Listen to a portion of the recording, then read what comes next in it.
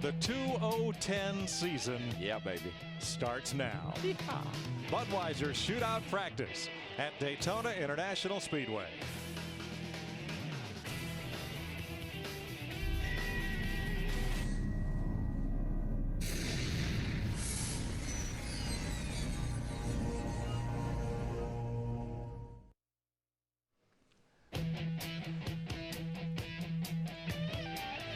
You're watching Speed Week's coverage presented by Hershey's Milk and Milkshakes. Defending series champ Jimmie Johnson is the first car to roll out. Kyle Busch had to take a detour on his way to the practice line. You are required to sign in before you can compete. Junior hops aboard. Clint Bowyer hops in for Kevin Harvick. More on that in a moment. Kyle Busch makes the long run back and hops in his car and rolls out for practice. It is a day of great unknowns. Hi, everybody. Mike Joy, Larry McReynolds, Darrell Waltrip with you once again from Daytona, and happy to be here. That's the known. The unknown is that all these drivers hit the track for the first time without the benefit of what?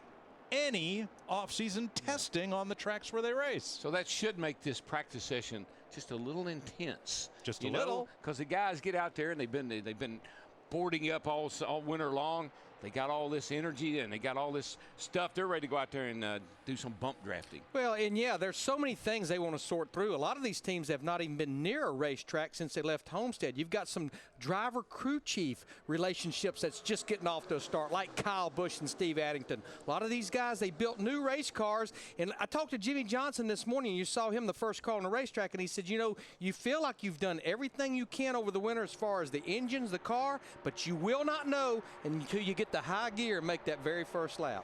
Pin-up aggression. That's what I was thinking about. They are going to have some. There'll be 24 drivers on track. 28 drivers are eligible, and here's how the Budweiser Shootout field is determined. Take the 12 drivers in the chase for the Sprint Cup from 2009. Add in any Sprint Cup champions that are still active.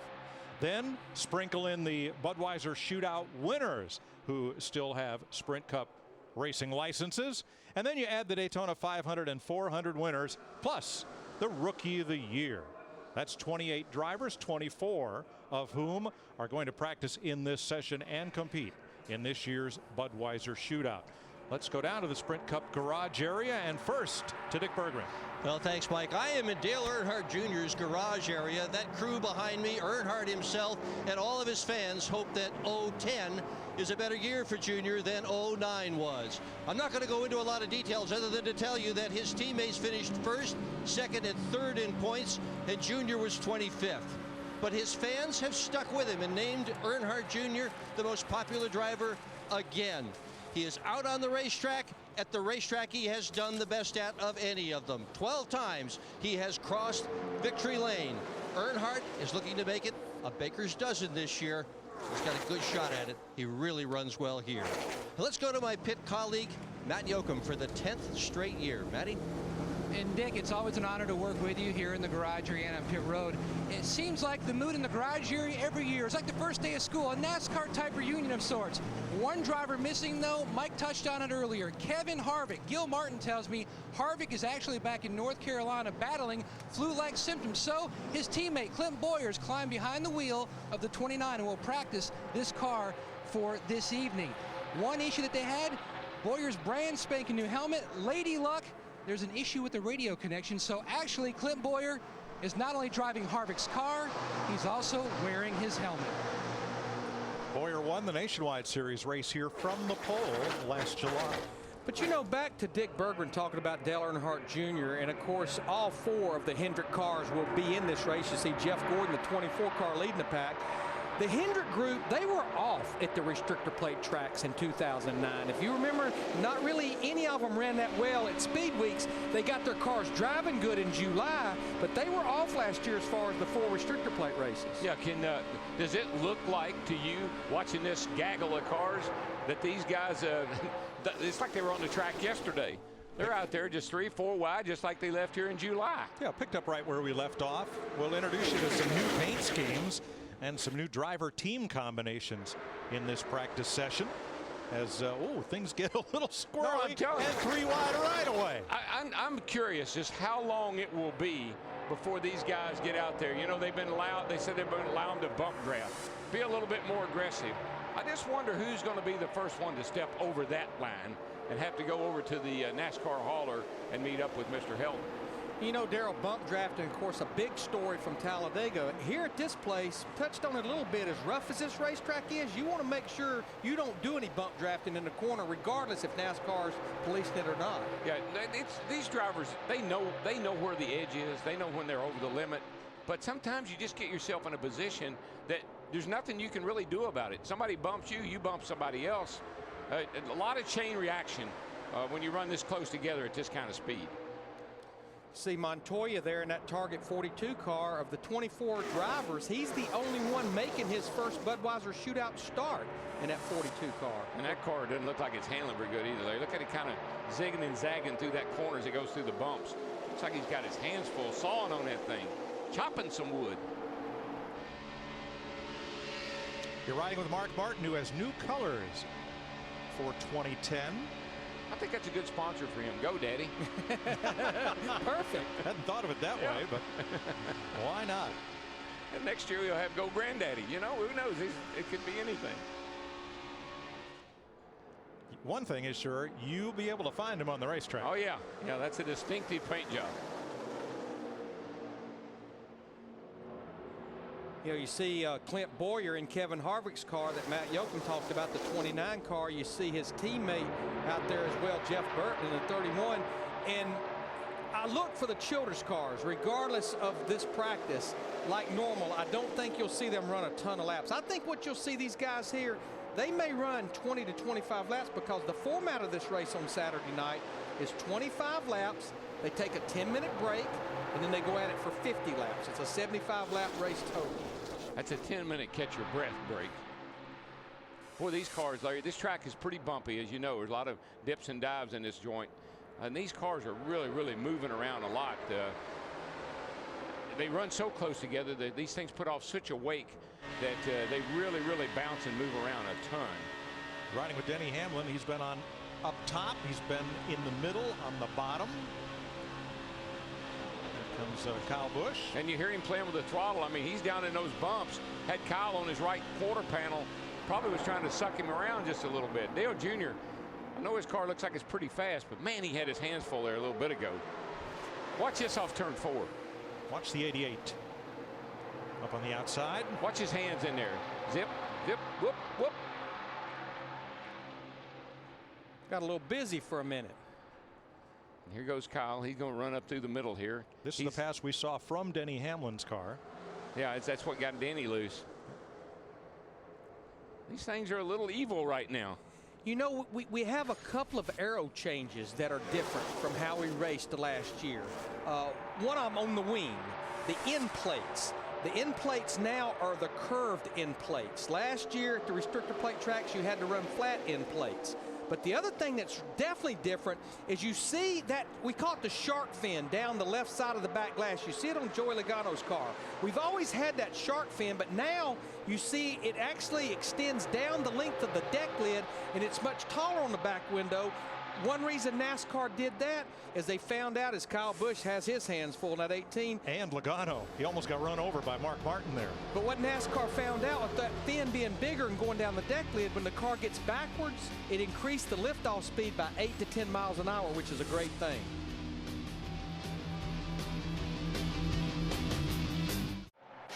Speed's presentation of Bud Shootout practice from Daytona is presented by Budweiser, with full flavor and a crisp, clean finish. It's what we do.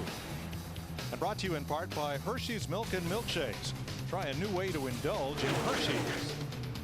And by DirecTV. To get the most out of your high-def TV, you got to hook it up to DirecTV. Call 1-800-DirecTV.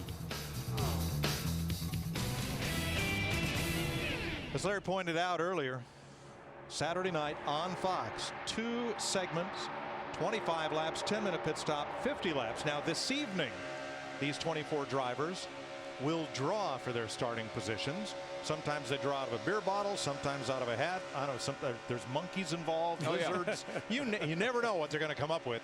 for the Budweiser Shootout draw. Diving for apples, you know, it could be anything.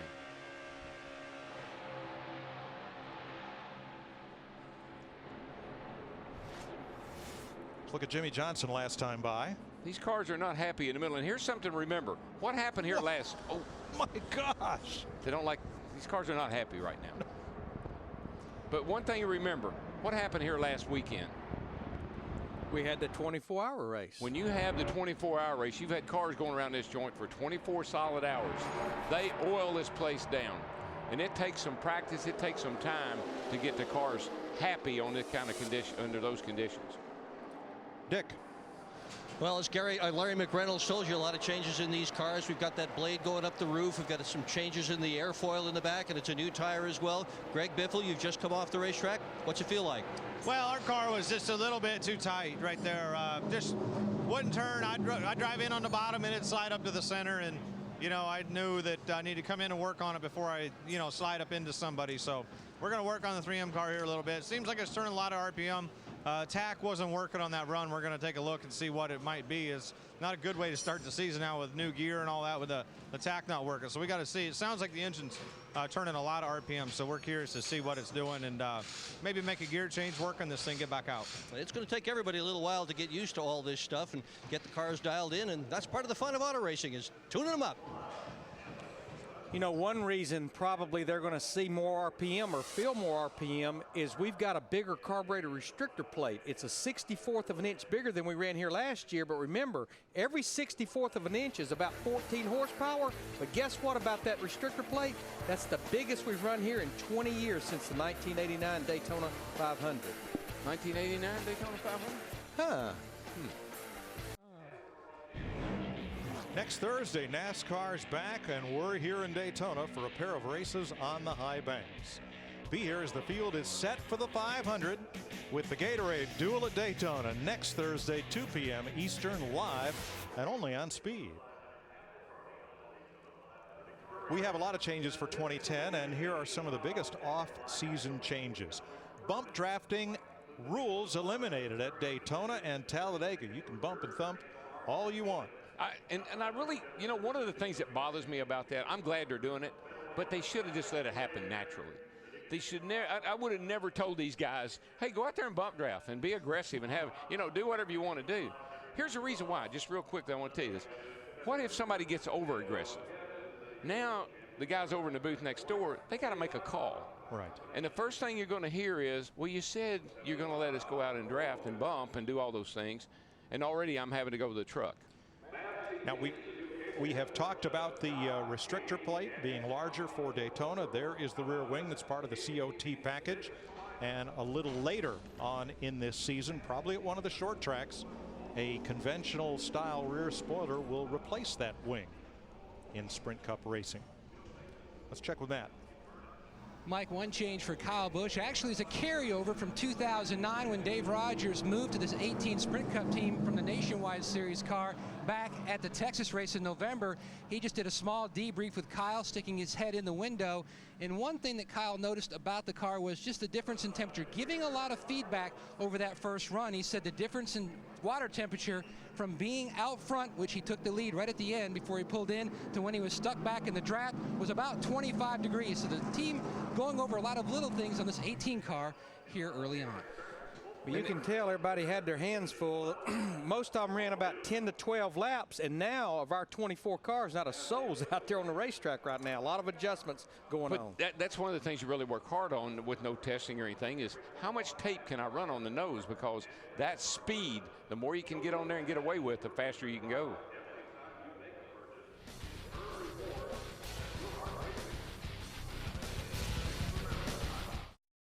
NASCAR's back, and we're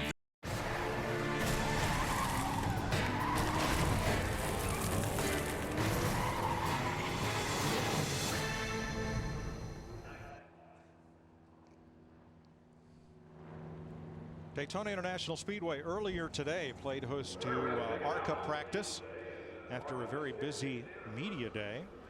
Danica Patrick among those getting a lot of track time in what was about a 4-hour practice session. So perhaps some of that rubber and whatever was on the track from the Rolex 24 was abraded off there by the ARCA cars. But now ARCA runs a different tire than in Sprint Cup. They run Hoosier tires, so that rubber on the track is going to be a little different characteristic as you look at Danica's number 7. Yeah, you know, the other thing too is I was watching Michael, I think it was, put his helmet on there. Everything you got down here right now is brand new. Most of the cars, most of the seats, your helmets, your uniforms, radios. Right now, you're just kind of running down the checklist to be sure that all that new stuff's working like you want it to. And in the case of the fellow you were just looking at, your whole team is brand new. Jamie McMurray, one of those who switched rides. And a lot of new crew chief driver combinations, Larry. Well, yeah, when you think about his crew chief, Kevin Mannion realistically has never worked with anybody but Martin Truex Jr. as far as in NASCAR Nationwide or Sprint Cup. Let's get with Matt. And we're down here catching up with the driver in the one car who is second fastest so far in practice. Well, your initial voyage with the one team, what do you think so far early on? The Bass Pro Shop Chevy was good. You know, it's tough when you get out in the middle of that, and honestly, it takes about 15 laps before the handling starts going away, and I think we only ran about 10 or 11 laps there. So everybody's cars drive really well at that point. But we've got a little bit of stuff to work on, but so far, I mean, pretty good speed in the car. Joining this team, brand new for you, working with a lot of these guys, as far as the debrief goes and some of the terminology and some of the things, the practices that they're normally used to, anything pop up that you had questions on? Maybe they do this, maybe they do that? Well, I mean, I like to sit in the car. Like, I typically get in the car 20 minutes before practice starts, and I just sit in there the whole practice. I don't really care that it's hot. I feel like you miss out on practice if you don't get out. But it's good, I think, for our first time to come in and get out and really like explain with your hands and maybe draw maps so that you can explain what you know your entry is, because every driver has a little bit different description of what the entry or the middle or the exit of the corner is, and so I want to make sure that I explain to them exactly what I'm saying. So you told me earlier today on Media Day that you had a lot of people walking up to you and saying, hey, aren't you? Martin Truex Jr., yeah. That's funny, though. It goes both ways, because Kenseth walked up and he said, man, everybody keeps thinking I'm you. So it goes both ways, and it'll take a little bit of time. And, you know, even just walking through the garage, the amount of crew guys that have changed teams, and you walk through and you remember somebody having a different uniform on, it'll take a little while to get used to that. All right, thanks, Martin. I mean, Jamie. It's not the only change this year. Martin Truex, who vacated the number 1, he has moved to Michael Waltrip Racing, and he is the full-time driver replacing Michael, who will run a part-time schedule. Brad Keselowski joins Penske Racing. He replaces David Stremme. And Steve Addington is the new crew chief for Kurt Busch. He spent most of last season with Kurt's younger brother. Now, Brad Keselowski ran the last 3 races last year for Penske Racing, that 12 car, but he's got a new crew chief, Jay Guy.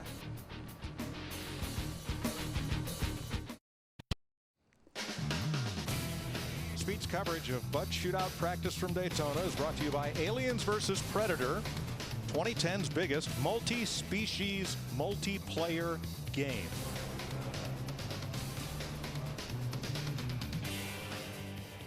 Now here's a little bit of a change for 2010.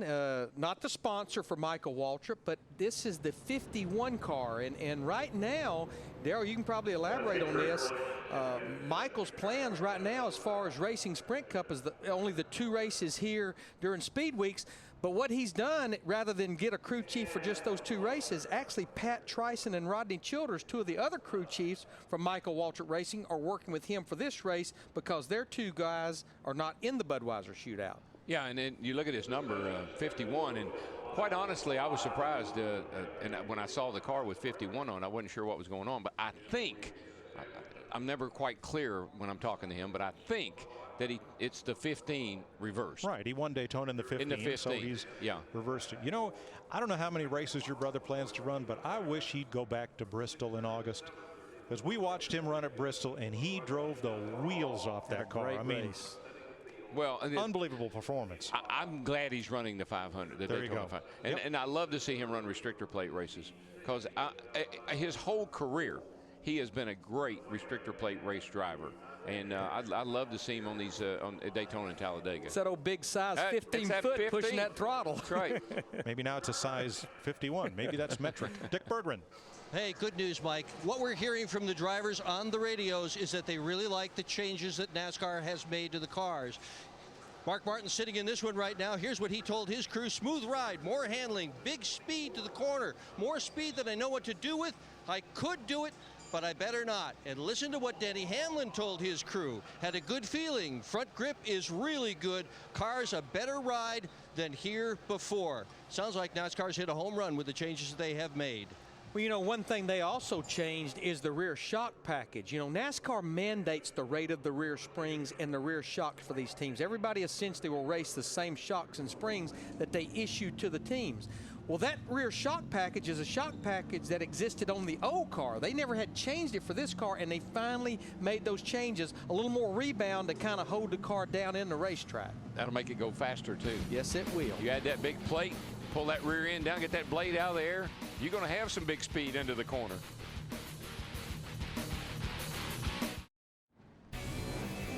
Friday, February 12th, trucks are back. We're here in Daytona for the clashes, crashes, and high-banked excitement. The NASCAR Camping World Truck Series season opener. Friday, February 12th, 7:30 p.m. Eastern. Only on Speed. You know, you talk about only on Speed. Yeah, we've got Daytona 500 qualifying and the Budweiser Shootout Saturday on Fox. Of course, the Daytona 500 with that 1 o'clock start the following Sunday on February 14th. But our buddies at Speed, over 130 hours of programming during Speed Weeks, which is more than last year. And the other thing they've done, the fans asked for it, NASCAR programming 7 days a week throughout the season. And the duels. The Gatorade duels are on the Speed Channel. And it'll be live next Thursday. And that is some nail-biting races. Who will go or who will go home?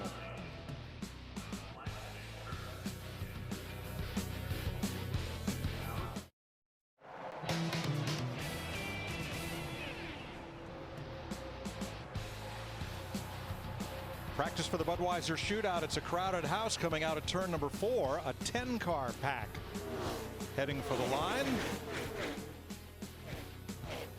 And you know, I guess it's because we haven't seen any race cars on the racetrack since November. But when I see these guys out here practicing like this in this first practice and running 2 and 3 wide and kind of bumping each other the way they are, it makes me a little nervous. I don't think it bothers them a bit. Well, and you know, we talk about this all the time. This racetrack is plenty wide enough for 3 cars, but when you start bouncing around like we see them and one guy gets a little bit loose or picks up a front end push, that's when the big pack gets in trouble. Yeah, and when that happens, Larry, you can let off the throttle. It makes no difference. That car has got a mind of its own at that point.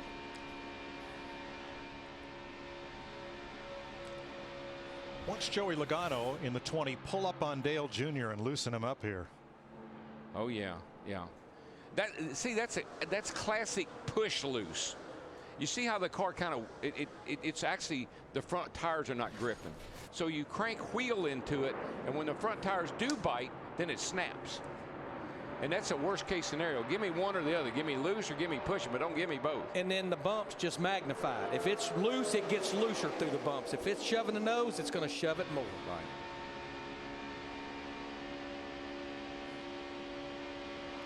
It's kind of down the back here. Then once you get into the corner where the bumps are, and the turns 3 and 4 is a little. It's not quite as bad, but you see that 18 car how it's just porpoising, pop, pop, pop, pop, pop, and that's okay when you got a little bit of room. But like you said, Larry, you get somebody right on your outside and it starts hopping like that, you get behind on your steering in a hurry.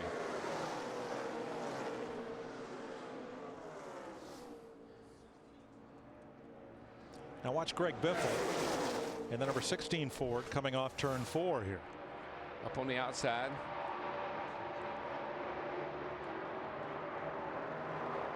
Well, we see that so much right now, Larry. All these cars, again, it's push loose. They got a lot of wheel. You see he's got it, but all of a sudden the front end bites and that back end hops out. You know, it's almost like we go back to last year. Turn 4 seemed to be a real problem for people with the car getting loose and sliding the nose. Except when you're in the middle in turn 2, then yeah. that was pretty big too. I'd bring that baby into and work on it if it were me. And you know, we just talked to him a while ago, and he talked about he felt like his car was too tight. The front end wasn't turning. I might even bring that baby in, park it, and say I'm going to do TV.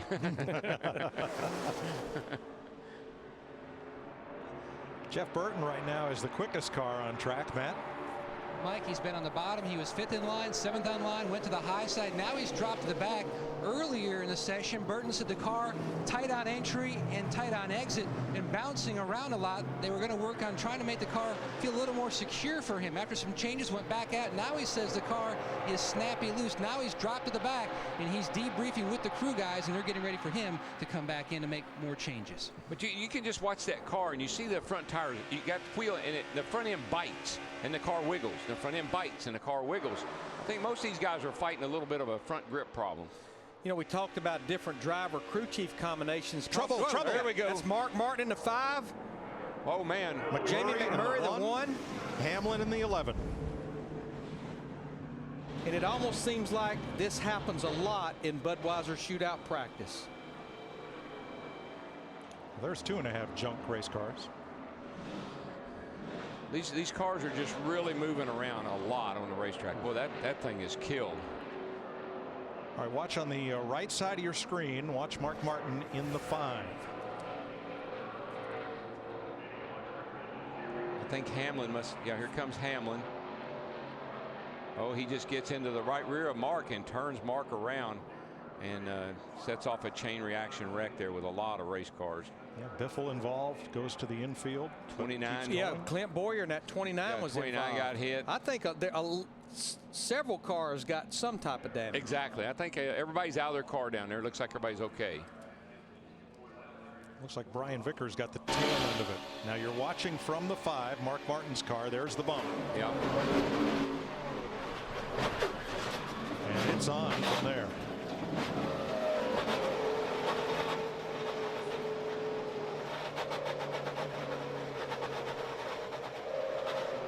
All right, let's have a look at it from turn 1. You see Mark's kind of in the middle there, and Mark starts to move over just a little bit. And quite honestly, the 11 car just, it wasn't even that Mark crowded him. He just got into the back of him. And the 11 had his teammate Joey Logano, the 20, actually pushing him. Exactly. Well, that's what drove the 11 into Mark, was it the 20 was laid into him. Well, and Logano had Matt Kenseth pushing him. Yeah, that's what happens. You get these chain reaction deals. You see that outside line, everybody's coming. And, wow. Boy, McMurray, Mark, the 11. I believe the 83 may have gotten through there, Vickers, without hitting anything. Now, you know, the box that this put these teams in, let's look at it one more time. This is looking from Casey Kane. Keep coming.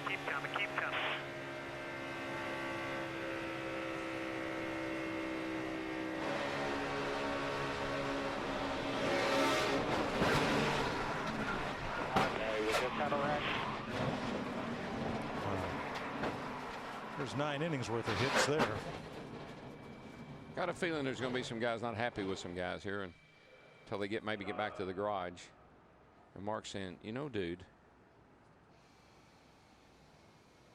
we just all kind of came together. Drivers didn't get that hand thing going on. Sorry.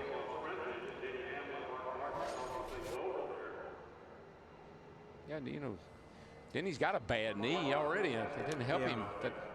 Wrecks like that don't help injuries. Now he's got a torn ACL from a pickup basketball game.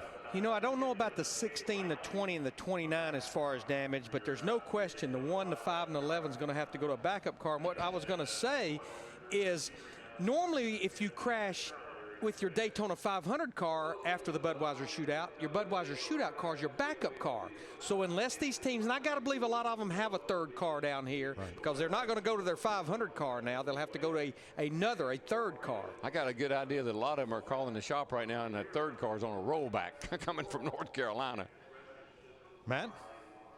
Well, Mike, the Shell team and many members of the entire Richard Childress Racing organization down looking over the 29 car of Kevin Harvick when Clint Boyer was behind the wheel, caught up in that accident.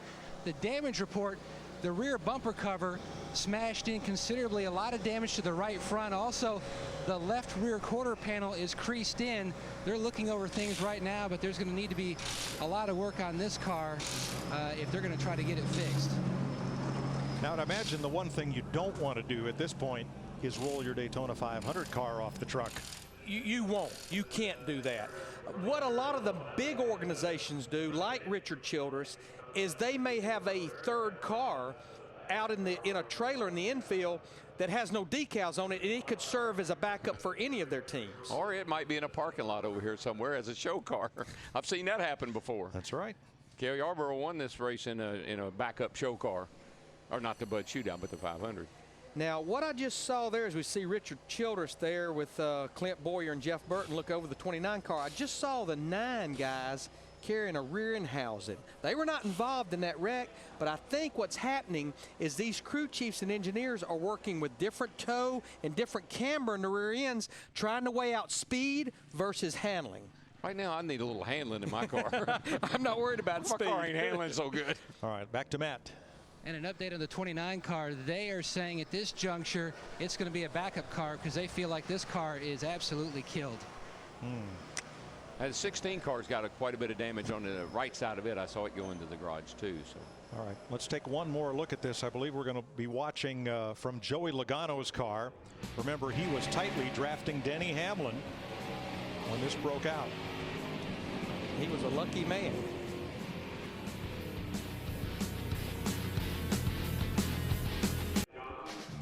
Speed's presentation of Bud Shootout practice from Daytona is presented by Budweiser. With full flavor and a crisp, clean finish, it's what we do. And brought to you by Marathon, fueling the American spirit. And by Hershey's Milk and Milkshakes. Try a new way to indulge in Hershey's.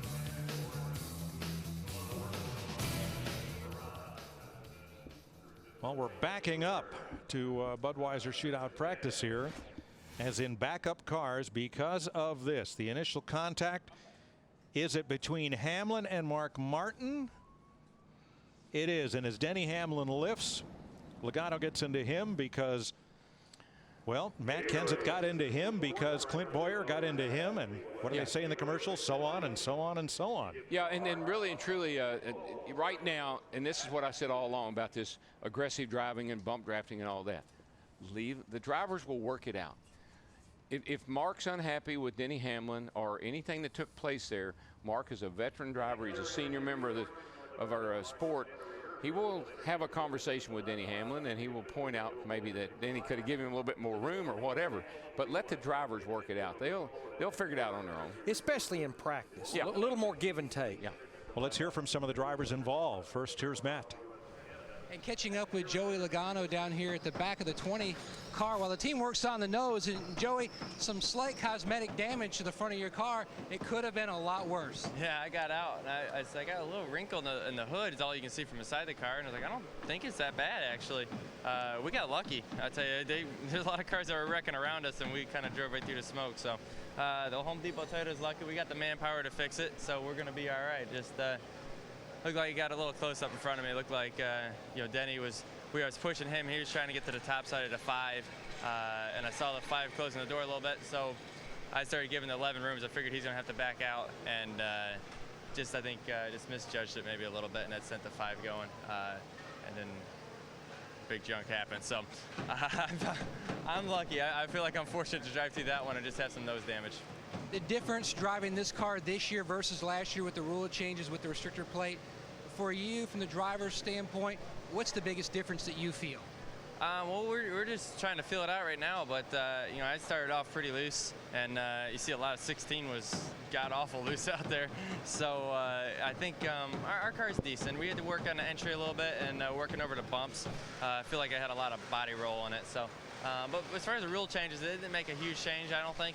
They're just trying to get the balance of the car a little bit better. All right, thanks, Joey. Thank you. You know, Larry, Mike, I think the big change for him is him.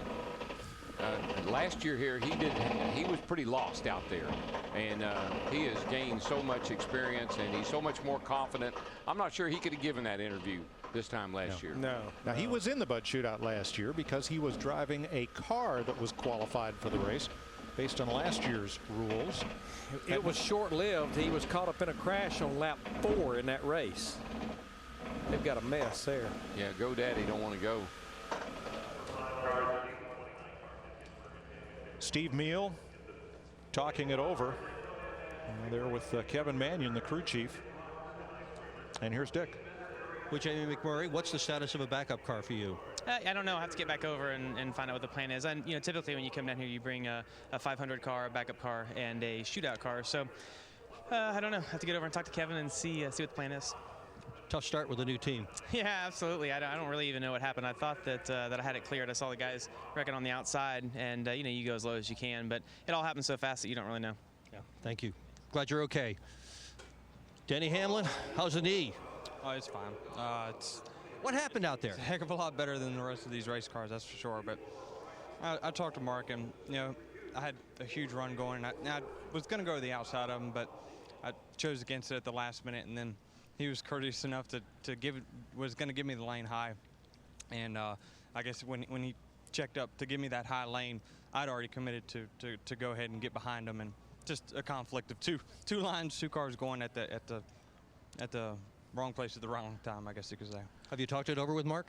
Yeah, we're fine. We just total miscommunication. That's the thing is, I think somebody was low, and he was coming up to get in front of me to make sure we kept the line going. But at the last minute, he saw I had a huge run and pulled down and checked up. And when he did, got right in the back of him. Okay, I think they're looking for you in the garage. Thank you. Yeah, I think that's what I see happening. It looks like it's exactly like he explained it when you look at the replay. Denny had this huge run coming up the outside. Mark saw him coming, and I think Mark was probably going to ease down and give Denny room. About the same time, Denny said, well, I guess I'll just fall in behind him and give him a push, and he clipped him. Well, let's find out. Here's Dick. Well, Mark Martin, what's your version of what happened out there? I was just telling these guys, I think it was a matter of both of us anticipating something, where it caused the clash. I saw him look for the outside, and it was practice. There was no reason to put the squeeze on him, so I did. I made an effort to give him the lane, and I think at that same time he decided that it wasn't worth pushing pushing it, so he decided to get in behind me, and and so that caused us to come together. What's the status on a backup car, Mark? I'll have to talk to Alan about that. Okay, we wish you well. Thank you. Dick catching up with those drivers just as they're released from the care center. There's a mandatory visit. When you have a crash like that, you have to go and be checked out. So they've not had a chance to talk to their teams and find out what's going on that you see now in the garage area. A little bit of work going on the left rear quarter panel of Kyle Busch's 18 car. Yeah, all that communicating, talking that we see crew chiefs and teammates doing right now is what is the status of a backup car? What should we do? That's what they're really discussing. I think maybe the only car that didn't get any damage in that one is Derek Cope's number 75. He's not been on the track for practice yet. Safest place is what you're looking at, the garage area. On the third lap of this practice session, Jeff Burton clicked off a lap of 46.55. That is the fastest lap of the day. And that's a pretty fast lap compared to last year. That's 193 miles an hour. And that's humping it around here. That's back to speeds like we saw back in the late 80s. And you think about that wreck right there, Darryl, you've made many a lap around this place. People will analyze that wreck, who should have done what, who shouldn't have. You got about a half of a second to make a decision at the speed you're running. Just go out there, folks, and get real close to somebody in front of you, and if they do something you don't expect them to, look out. Dick? Well, sometimes you're better off to be in the garage than on the racetrack. That's right where Dale Earnhardt Jr. was when everything broke out on the speedway. But a lot of work going on your race car. What are they trying to do? Well, we're running a little bit different setup and just trying some things while we got some time here. That's kind of what the shootout's about, is trying to learn what you can, and we're still working on it, trying to make it better. But we're really, really loose, and then we made it a little bit too tight, and we were coming in to make a change right before that wreck happened. So I'm glad everybody's all right, and they all got more race cars, I'm sure. So hopefully we'll get out there and practice in this next one and keep making our car better. Let's ask a little more important question. This beard that you have grown, is that a matter of downforce, or is it to reduce drag? It was actually disguise during the winter time, but everybody hated it so much I decided to keep it. So at least my mom and my sister gave me so much crap about it, I just decided to keep it. But I don't know, we'll keep working on the National Guard Amp Energy Chevrolet. We got another practice coming up, and we got a lot to do in the next couple days before the race, and glad to be back in the race car. And the guys are pretty excited, and they've been working hard. So we'll see what we can do. I bet if you win a bunch of races here at Daytona, that beard is going to stick. Let's go to Matt Yoakum. Dick, work continues on Kyle Busch's number 18. Wesley Sherrill just finished working on that left rear quarter panel. It could have been much, much worse. It could have been, yeah. There was a lot going on in a short period of time. So glad we got through it at least with minimal damage, you know, a little bit. Nothing that's going to hurt our performance, I don't think, for tomorrow night. So we'll be all right. But the M&M's Camry's fast. You know, I just wish it handled a little bit better, and Dave and I are going to work on that. But it's got some speed. We talked about the difference for you in the feel of the new restrictor plate compared to what you had last year. And you said that you've been searching a little bit, just a little bit different feel than what you had last year? Yeah, it's a little, I couldn't figure out what it was and what's different. You know, we got the wicker on there, the different wing rules, restrictor plate rules. So there's some stuff that's just a little bit different that I'm trying to figure out and pinpoint what it is that's making the difference. So hopefully we can figure that out here before the end of the day and get into tomorrow night and have some good racing. Now, putting your Truck Series owner's hat on, congratulations on becoming a new NASCAR owner. How is that program going? It's coming. You know, we're definitely heading in the right direction, I feel like. We got a lot of great guys over there working really hard and getting everything ready to go. Rick and Eric and Dan and all the guys. So really proud of the way the personnel's come together, too. The guys in the shop and stuff working together, making it one team. So it'll go good, you know. Unfortunately, I haven't quite heard the news of Mikasuki yet, so we're trying to find out what's going on there. But otherwise, we'll still be racing. But you know, the health of the sport, I feel, is going in the right direction. And the Speed Channel, you guys do an awesome job for us on the truck front. So we couldn't ask for anything more. And look for Speed's coverage next Friday night when the Truck Series kicks off the 2010 season. All right, let's talk for a minute about backup cars and the situation there. NASCAR has just informed us that if you must go to a backup car, now remember, we draw for starting positions for this event. We don't qualify with time trials. So as long as you practice that backup car at some time prior to the race, you can start in the position you drew. And that's more a safety thing, is making sure that you've been out there in that car, and because we don't actually have qualifying. You know, I was talking about the speeds are up. Last year at this time in this practice, 191 miles an hour was the fast speed. So we're 2 miles an hour up over that. And guess what 14 horsepower will give you? 2 miles an hour. Yes, it will. And that's even with those things at the back of the car that actually put a little drag in it, hurt it on the straightaway. The restrictor plate bought it back and then some. All right, NASCAR Live is coming at you on the other side of the break, but stick around because round 2 of Budweiser Shootout practice is not that far away, and it will be live right here on Speed. Jeff Burton, Jamie McMurray, Kyle Busch, pace practice marred by a 6-car pileup. Everybody's okay. A lot of backup cars coming out of the trailers. Welcome back to Daytona International Speedway. It's NASCAR Live, brought to you by Sega. Well, it didn't take very long for things to get a bit crazy here at the World Center of Racing. The first Cup practice session of the 2010 season. And, well, you'll see as we go along how things worked out. We have an exciting afternoon and evening planned for you here, including more Cup practice. And by all indications, that's going to be worth tuning in for. Let's have a look at our menu for the remainder of the day. We'll be coming back out with Cup practice at 6:30. That will be final practice for the Bud Shootout, which comes on Saturday night. Those cars will then be parked. They'll still be able to work on them tomorrow, and that may be important, as we're about to see. Let's go ahead and run on through the rest of the evening as planned. After that second practice session, we're going to take you back and kind of recap what happened all day during media day. The drivers meeting with the press over across the street and sharing their thoughts on the week to come, the season to come. We'll end the evening with Bud Shootout, basically the starting position draw, the selection show it's called, and the drivers pull the pill and determine where they will start in the Bud Shootout. All right, let's get to it. We want to look at the highlights from today's practice. First, an obvious question, well, who was the fastest?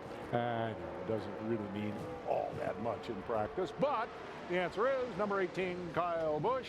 Kyle later explaining to the reporters that he was trying to figure out the feel of the car between the restrictor plate changes and the aero changes. Okay, who is the second fastest? Well, that would be the number 1 of Jamie McMurray. At first time he gets in that new Childress ride, and things go very, very well for a little while. And then they cease to go well. Number 31, Jeff Burton, was next. That brings us to our Geico pit report. It's actually a big wreck. Watch the green. Mark Martin tapped from behind by Denny Hamlin. Comes back into Hamlin, who catches Jamie McMurray, second fastest man in practice up to the time that happened. Collateral damage for, let's see, where's my list? Well, we had Biffle, Logano, the Harvick-Boyer combined entry. If you've just joined us, Clint Boyer is in for Kevin Harvick, shaking down the car because Harvick is ill back in Charlotte. Kyle Busch did get just a little piece of that, although the damage to the fastest car in practice thus far was minimal, and he's not too concerned about it. We will have backup cars that will become part of the equation, where those cars will come from. Meantime, here is your rundown in terms of speed. Jeff Burton at the top of the chart. McMurray may or may not need a new car, and Kyle Busch ended up third fastest. Michael Waltrip, pretty good, always runs well here at Daytona. The Kevin Harvick entry, as noted, driven today here by his teammate Clint Boyer. Where's Junior? Let's see if, oh, well, I guess he's not coming up, so I'll tell you that Junior was 11th. Okay, how did that constitute a pit report? Well, obviously, we're going to go down to the garage area and find out how all these guys and cars are doing. So, is it Ray Dunlap, I believe, who's going to kick things off? I'd love to, Dave. I'll tell you, a lot of activity down here in the Sprint Cup garage, no doubt about it. I've been looking at a lot of the cars, and a few of them it was no-brainers about whether they went to a backup. Of course, when you saw Mark Martin's car, Denny Hamlin's, but what about Greg Biffle's? Greg, I looked at your car. It didn't appear that bad, but you guys have decided to go to a backup car. Why? You know, it didn't look that bad, but it took a hard hit in the right front suspension and the door bars, and it pushed the frame in about 3/4 of an inch. So even if we put new suspension on it, we won't be able to get the alignment back properly, and it's pushed into the oil line, into the header. So it's just, you know, too much damage inside, you know, underneath that skin that we can't fix. You know, NASCAR told us earlier in this winter that they were going to open up the parameters for you guys. We need to move real quickly as the backup car goes rolling in right here. They told us that they're going to open up the parameters. We thought there might be some drama, but I wasn't expecting it quite this quickly. Yeah, I mean, I don't know if that was aggressive bump drafting or, you know, not knowing what lane they were going to be in, but, you know, that's the way it is. You know, that's restrictor plate racing. I just wish there was more people, more fans up in the grandstands to see all this action we got going. Oh, they'll be here soon, that's for sure. Thanks for your time. The backup car is here, and now let's check in with Randy Pemberton. Well, if we look at the 31 Caterpillar Chevy, it's nice and clean and shiny, and that's because great strategy down here by Jeff Burton and his crew chief Todd Barrier in the garage area when that wreck happened. Good job, Jeff. Yeah, that was good. Well, I know we were really smart. We were in the back there, and I was coming in about 2 laps prior to that because it got really wild. I thought it got wild anyway, but I wanted to see if I could run the pack back down, and I ran them back down. As soon as I got to them, I said, okay, we learned that. Now let's come in and work on the car. So we were coming on the pit road when that happened, and you know, it's a shame. A lot of really good race cars, and puts everybody immediately right off the bat behind, and that's not a good position to be in. Jeff, your thoughts about this race, the Budweiser Shootout. You haven't had the most success in your career in this race. Your thoughts as we get ready to unload these cars and roll out Saturday night here. Can you win one? Yeah, I do. If I didn't think I could win one, I'd be at home right now. And, you know, I feel really good about our opportunity. We've got to get our Cat Chevrolet to drive a little better than we were right there. But, you know, coming down here with the two end plates and the wicker down the back and a shorter wicker and a different plate, you know, we don't really know where to start. So we're working on the car, trying to make it drive a little better. If we can get it drive just a little bit better, I feel really good about it. Okay, keep it clean. We're trying. All right. That's Jeff Burton. Dave Despain? For the record, Mark Martin and Denny Hamlin agreed that they both just were kind of anticipating that the other was going to do something they didn't do. Hamlin had a big run on him, and Mark thought he was going to go by. Denny decided not to go by, bumped him in the back, and that's how it all started. So it's no harm, no foul from that standpoint in terms of fixing blame. We're going to take a commercial break, come back, and continue our analysis of what has happened here today and our anticipation of what may happen next. Don't go anywhere. NASCAR Live is presented by Alien vs. Predator, 2010's biggest multi-species multiplayer event. Brought to you in part by Atlanta Motor Speedway. Come see how NASCAR's big boys play Capture the Flag at Atlanta Motor Speedway, March 5th through the 7th. And by Hershey's Milk and Milkshakes. Try a new way to indulge in Hershey's. Countdown is on toward the duel at Daytona. Given what we've seen here today, how crazy do you think those two races to decide starting spots in the Daytona 500 might be? 2 o'clock live next Thursday. It is only on Speed. We have had a car-busting kickoff to practice here at Daytona. The first session for the Budweiser Shootout cars ended badly. They went out and did one bit of drafting. Lots and lots of guys sliding all over the racetrack. You sort of saw that it was coming. They all came back in for adjustments, and then it got really ugly. Let's go down to the fan zone. Steve Burns has assembled his panel of experts who will help us, I'm sure, to analyze everything that we've seen thus far. Steve? Yeah, thank you, Dave. We have a whole panel full of race car drivers here that can help us break down what has happened. And, you know, guys, by my count, we have at least 3 teams going to backup cars: Mark Martin, Denny Hamlin, and Greg Biffle. Were they too aggressive too quickly, Jimmy? The one car, too, Steve, All we right, so need now to add. 4 cars. Yeah, we got 4 cars. You know, Steve, is it too aggressive? Well, yeah, obviously, you know, Jeff Burton says he saw what was happening. He's lucky. He guessed. Let's face it. This here is just a mistake. Mark Martin thought the 11 car was passing him. The 11 car said, no, I'm not. And it's a mistake. We're human error, making a mistake, and it ended up costing these guys a shot at this. But, you know, this is not too aggressive because you got to know what you got to do. You got to know when you get in this situation, you know.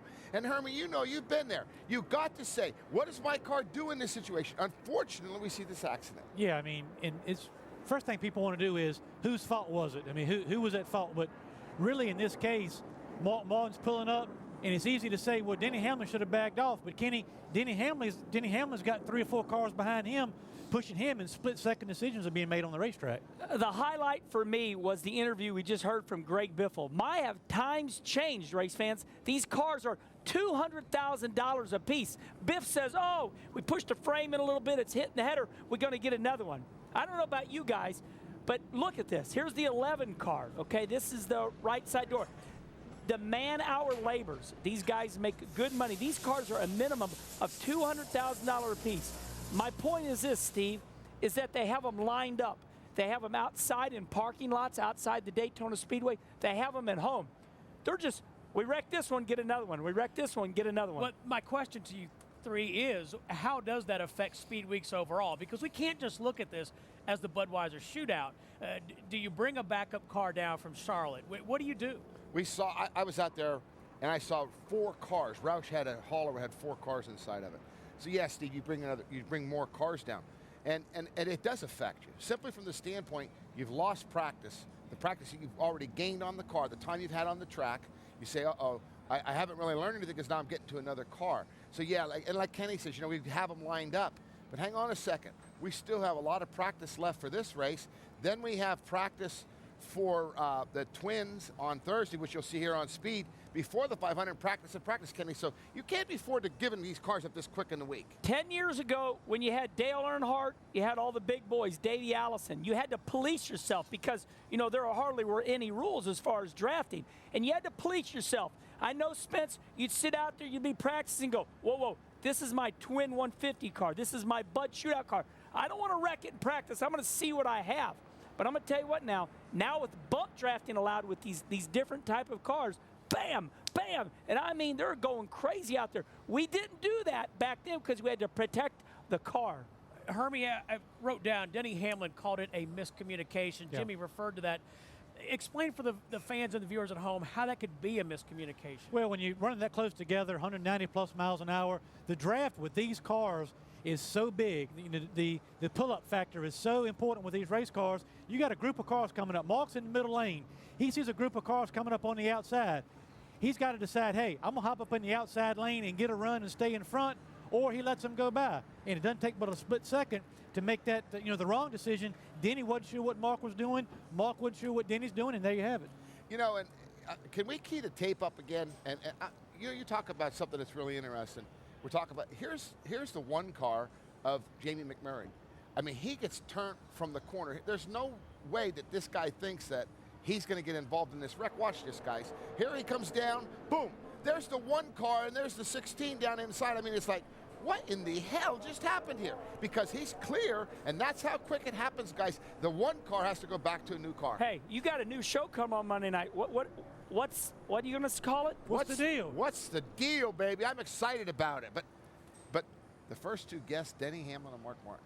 And then I think hey, let me say something, Spence. I just had this promoter out in Tucson, Arizona, running a dirt track. He says, guys, if you're gonna wreck big. If you're gonna fight in front of the grandstands. The problem here that I'm really disappointed about, thank God that our Speed TV was covered because there's nobody in the grandstands. Oh, they could see it on Speed. That's the truth. We have nothing here, but we had it here on Speed. Hey, but you talk about how does it affect you?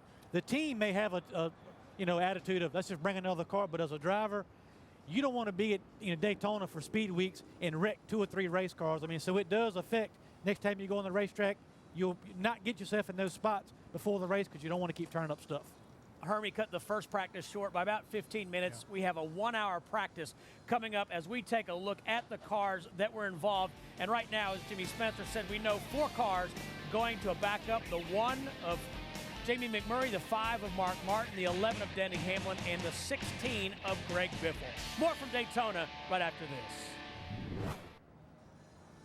Get an exclusive Speed Trackside Tavern ticket package to the Daytona 500 for only $99. You'll spend pre-race meeting Speed personalities, enjoying food, beverages, and live entertainment, plus a seat on the Daytona Super Stretch right back there behind the Budweiser Party Porch. For more details, go to speedtv.com, keyword promo. A lot of work continuing in the garage. As we said, we're between 2 practices. Let's check in now with Randy Pemberton.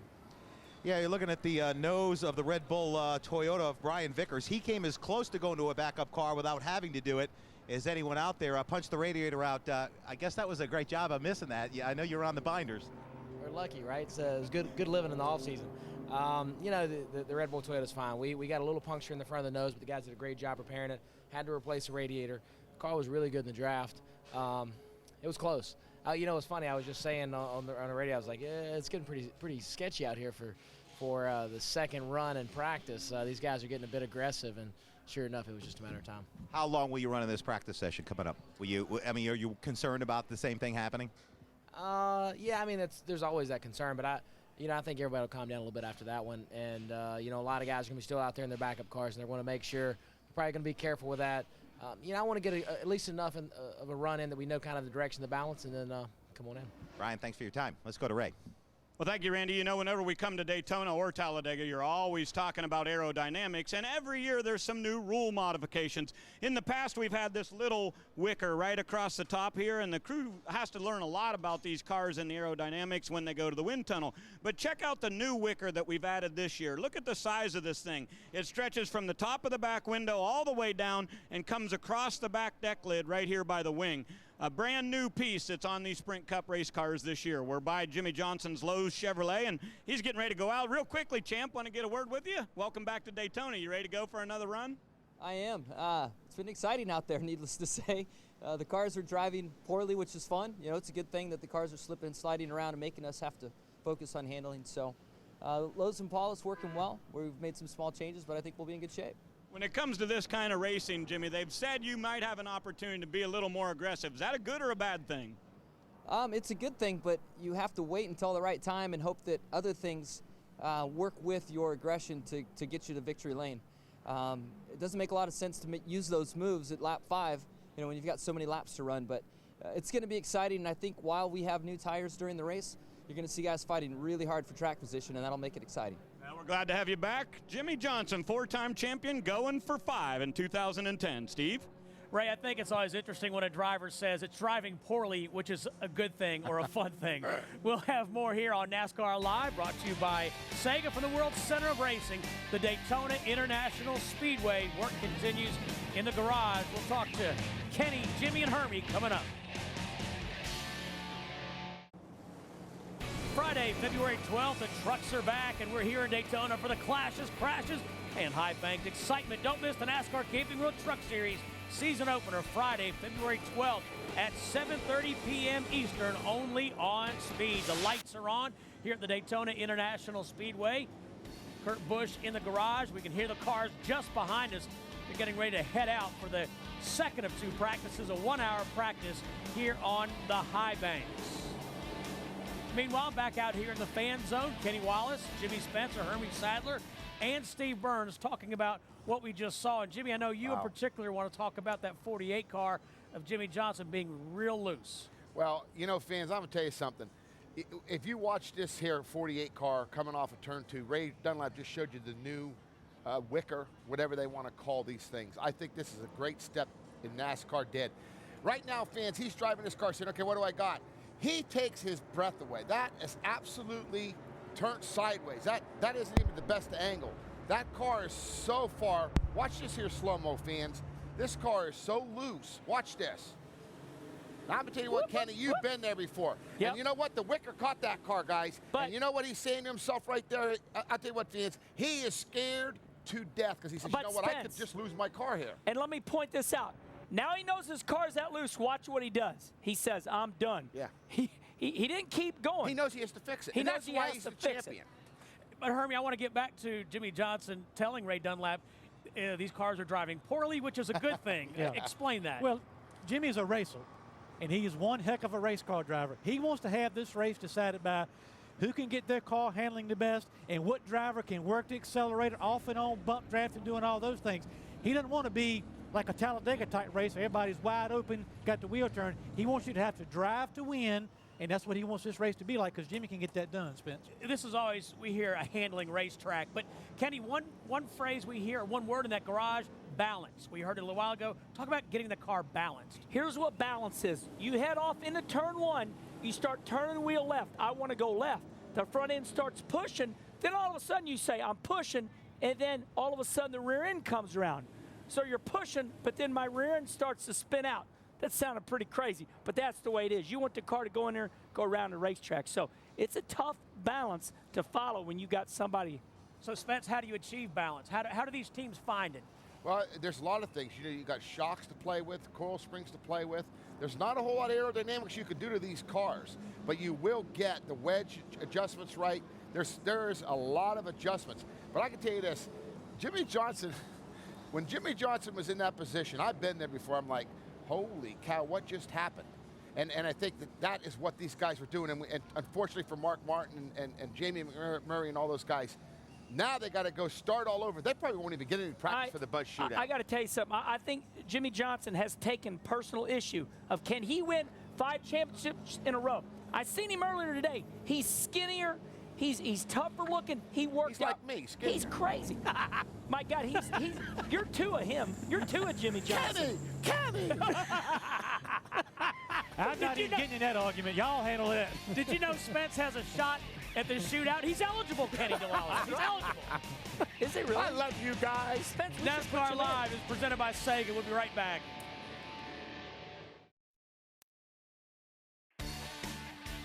NASCAR Live is presented by Alien vs. Predator, 2010's biggest multi-species multiplayer event. Brought to you in part by Hershey's Milk and Milkshakes. Try a new way to indulge in Hershey's. And by DirecTV. To get the most out of your high-def TV, you've got to hook it up to DirecTV. Here at Daytona International Speedway, getting set for final practice for the Budweiser Shootout. Let's head down to the garage area and get a couple final thoughts from the guys patrolling that part of the speedway. We'll begin with Ray Dunlap. Well, thank you, Dave. 2 big races here at Daytona this coming Saturday night. I can't wait for the ARCA race. All eyes will be on Danica Patrick. The big question is, can she make the tradition to get from the IRL over to stock car racing? Well, if she has a role model, it ought to be Tony Stewart. And when it comes to the Bud Shootout, Stewart's about the best. He's won 3 of them. I think Smoke will be back in victory lane Saturday night. Randy? Well, the teams that had to go to backup cars are hard at work in here. They don't come off the trailer with the wing on them. They got to go get the wing. They put that on. They're going to have to adjust the angle. They put the new shark fins on. They've got this sitting on scales. This, of course, is the 29 car of Harvick. They got to sit on scales. They went ahead and put the side skirts on. They're working on the overall ride height as well. And, of course, you know, that was a $200,000 crash, and this is another $200,000 race car. They certainly hope they don't lose this one. But all of these teams will be back out here for practice that went to backup cars. Just about about to get that practice session underway. We'll bring it to you right here on Speed. Will the car carnage continue, or will the boys calm down? We'll get the answer from the boys in the broadcast booth. That team led by Mike Joy. Gentlemen, take it away. We can't wait to see what happens. The first hour of practice for the Budweiser Shootout saw the run to turn 1 become Crash Alley. What will happen in round 2 coming up now on Speed.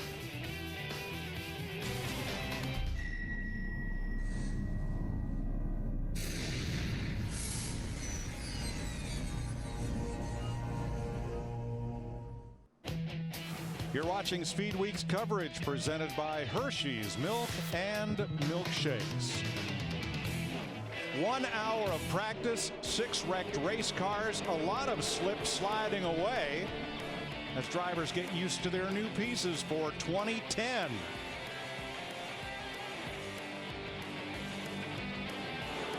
And then the big one, a simple change of mind was to be a change of lane. And it ended up with feelings and 6 cars badly hurt and drivers searching for answers and teams searching for their backup cars. Hi everybody, welcome back to Daytona for round 2 of Budweiser Shootout practice. Mike Joy, Larry McReynolds, Darrell Waltrip with you. Well, other than these cars will spin and crash, what do we learn in round 1? Well, you know, I thought about it, and Larry and I were talking about the rule changes that they made on these cars. And one of the things that will make these cars evil to drive and make them loose like what we're seeing is the rear shocks. Yeah. When you add rebound to the rear shocks, it doesn't let the back of the car work up and down as much as it did in the past.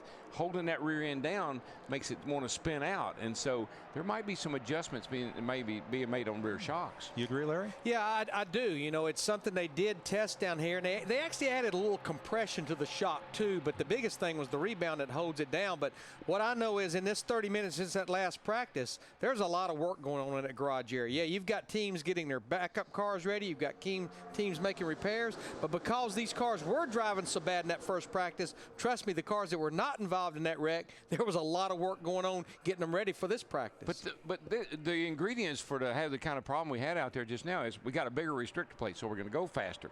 We got a new tire, which has, you know, not been raced on.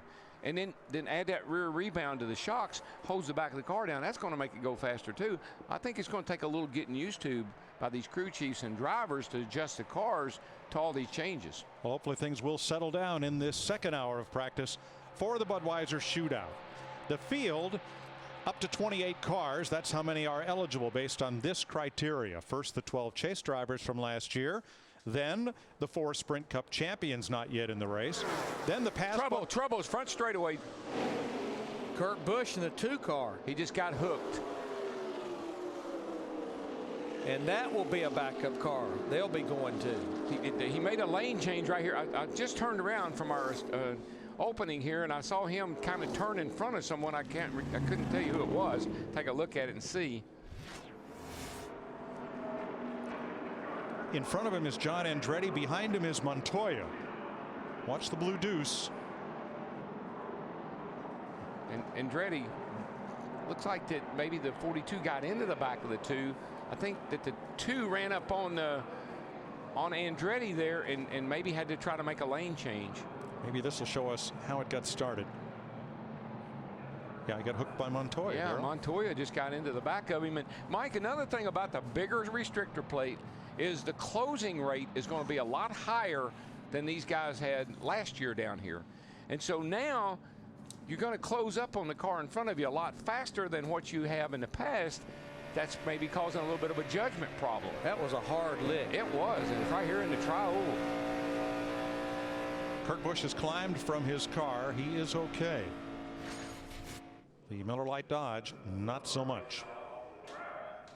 Now the challenge this team will have, we talked about it in the first practice, when you go to a backup car, if you want to start the race where you draw a little bit later on the night, is you have to get that backup car out on the racetrack. All right, so we're under caution very quickly in the second hour of practice. Let's go to the garage. Dick Berggren.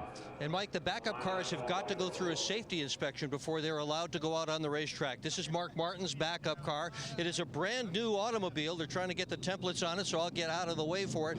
This car, however, has no engine. Mark will not make it out onto the racetrack. As for Denny Hamlin, his car has not yet arrived on the property. The crew says it is somewhere on Route 92, which is the highway in front of the speedway, on its way in. Let's go to Chris Devoda. Well, after that first practice, Jamie McMurray was unsure what his team was going to do, backup car or not. Yes, this is a backup car. This is the car he will race in the Bud Shootout, but the engine that is in there is not the motor they will use in the Bud Shootout. Talked to Kevin Bono Mannion. He said this engine is not race ready, so they have a third motor getting off the truck. The team will have to prep that and make the swap tonight. So it's a long night, a very long night for the one crew. And Larry Mack, as you said, they've got to get this car out on the track in this practice session. And that's pretty much a safety situation there. There you see the remains of that car from that big crash in that first practice session. Two of them right there.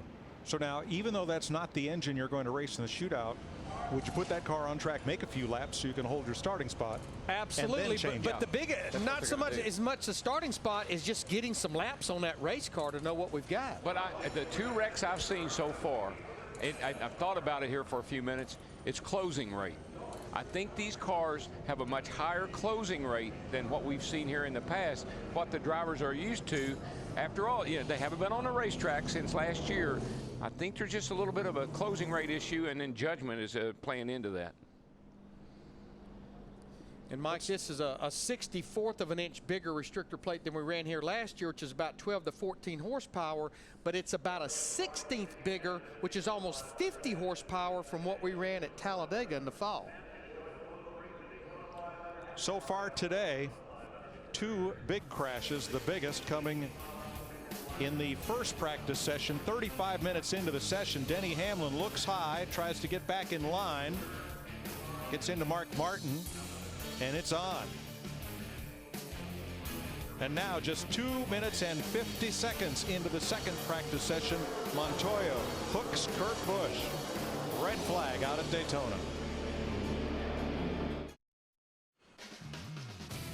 Speed's presentation of Bud Shootout practice from Daytona is presented by Budweiser. With full flavor and a crisp, clean finish, it's what we do. And brought to you by Hershey's Milk and Milkshakes. Try a new way to indulge in Hershey's. And by DirecTV. To get the most out of your high-def TV, you got to hook up to DirecTV. Call 1-800-DirecTV.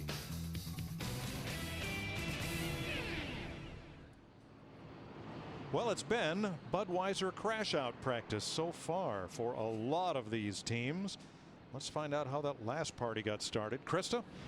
Down here, Mike, in the garage with Juan Pablo Montoya. Okay, the good news, your car doesn't look as bad as some of these other ones. The bad news, they are working on the front end. How bad is it? It's pretty good. It's just a little, rub there, but it's a shame, I don't know. I pushed the two through the straight.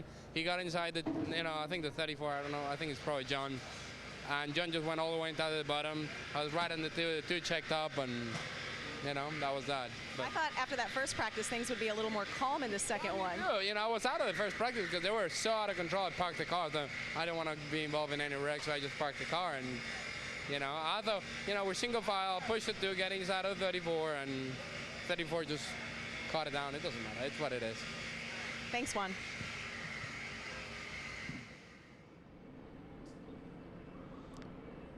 Casey Kane there, the 9 car. First starting a Ford. He's the fastest, what little bit of practice we've had. Greg Biffle, and I believe it's Jimmy Maycar it is talking to. Yep. And there is Denny Hamlin's backup car coming in under cover of darkness. Saturday night, 24 cars will square off in this race that will be run in 2 segments live on Fox. 25 laps, 10-minute pit stop, 50 laps. And tonight, following this practice, some very ill drivers will be over there drawing. Yes, they will. The blind draw. Without making a pun out of that. Yeah, no, I wouldn't go there. Basically, you just draw for your starting spot. Don't go there, Mike. No, nope. And once again, remember that drivers involved in accidents must get on track in this practice session to start in the position they draw. Otherwise, they'll have to start out back. But you know something that's been kind of interesting. I haven't seen any drivers. Juan was maybe the most upset with John Andretti, but I haven't seen any drivers pointing fingers at each other. It's almost like they say, you know, it's just something's just happening out there. Brian Newman getting ready to roll, and the track might be open when we come back.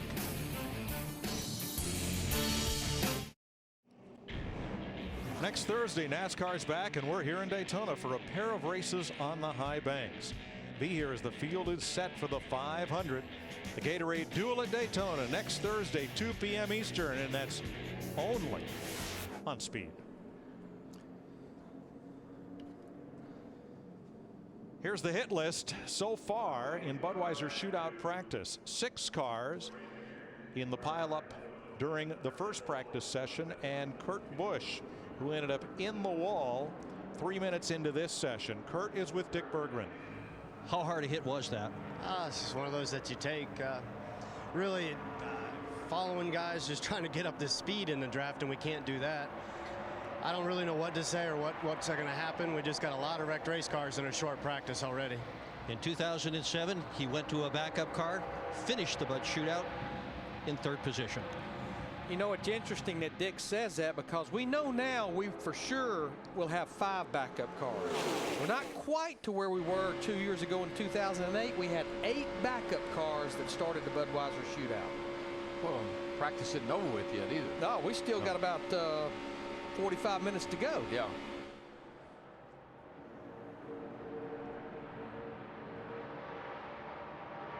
Brian Vickers at the head of this pack just missed the crash in the last practice session. He was the last car in that conga line behind Matt Kenseth, and somehow escaped damage when Denny Hamlin and Mark Martin got together. But you know, again, I've been watching these guys. Nobody's really doing anything crazy. These accidents are just happening. That's pretty close right there, Dale Jr. As they come up on Logano, who gives him plenty of room. But these things are just happening. You know, somebody run in the back of somebody, and pretty convinced by now that it's got a little bit more closing rate than these guys were thinking they were going to have. Now, we've mentioned in the last program that Kevin Harvick is ill with what's described as flu-like symptoms. Clint Boyer practiced for Harvick in the first hour. The 29 pulls out from the garage area now, and or rather Jeff Burton's car pulls out from the garage area. Now, that's his backup car.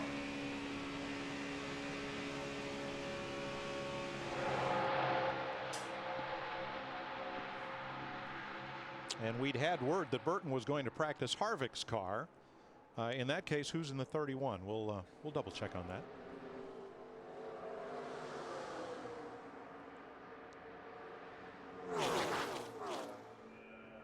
Going to take a while to get all these sponsors and driver changes straight. Yes, that's Matt Kenseth driving for Crown Royal in the 17.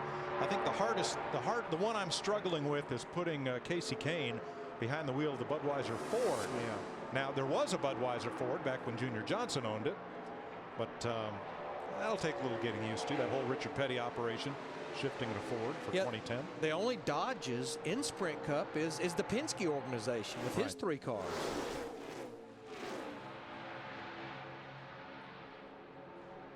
I'm just not so sure what. I believe the rear shock packages on these cars has made them a little bit more difficult to drive, just by watching them go through the bumps and how the cars seem to be porpoising more, which means that the car is being sucked down in the back. You can see Tony Stewart's car right there, Larry, and the 39 on out. See how far down the car is in the back? Which more rebound will do that. And we talked about it in the first practice. You know, the viewer may be saying, well, why don't they put different shocks on it? At the restrictor plate tracks, Daytona and Talladega, NASCAR mandates the rate of the rear springs. They give you a little option to work with in the right rear, but they actually issue the rear shocks to the teams. Everyone runs the same shock package in the rear.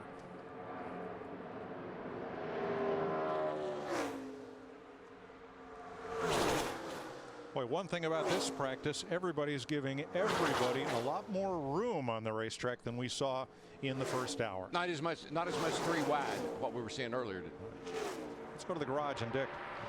Well, Jimmy Johnson is giving everybody as much room as possible. He has pulled his car in. He is done for the night. Did a plug check just before he finished the last run out there. Let's see if we can catch a quick word with him. How was the car out there, Jimmy? I'm real happy.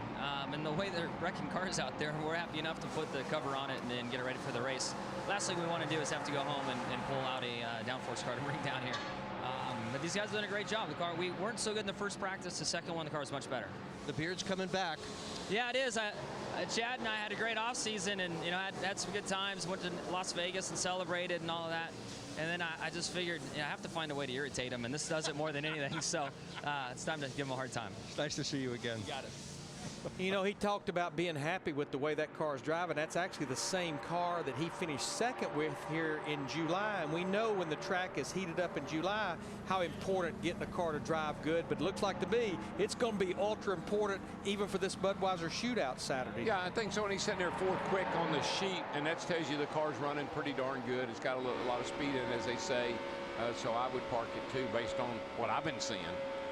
And of course, he has 3 teammates in the shootout. All 4 Hendrick cars are in the shootout. So when those drivers and crew chiefs debrief, if there's anything to be learned in this last half hour, he will have the benefit of that. You know, we watched Dale Jr. down the bottom there of your screen, off into turn 1. One of the things that made him so good here back when he was winning races and leading races was he could run his car wide open all night long. Where a lot of the guys had to lift up out of the throttle, getting in the corner, maybe getting off the corner. It's what made Junior's car always look like it had more horsepower than anybody else's. He was able to hold the throttle down all the way around the racetrack all night long. That's a big advantage if you can get that to work for you.